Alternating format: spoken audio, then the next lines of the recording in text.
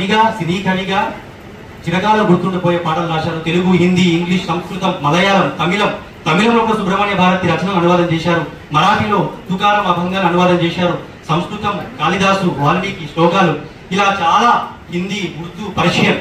Jnanpith award గ్రహీత ఇప్పుడే చెప్పారు, గోరఖ్పూరి ఉర్దూ జ్ఞానపీఠ అవార్డు గ్రహీత. ఆయన రచనలు కూడా అనువాదం చేశారు. చాలా గొప్ప కవి. ఆయన గురించి చెప్తూ పోతుంటే సమయం సరిపోదు. ఒక మహాసముద్రం, కొన్ని బిందువుల్ని పట్టుకునే ప్రయత్నం మాత్రమే చేశాం.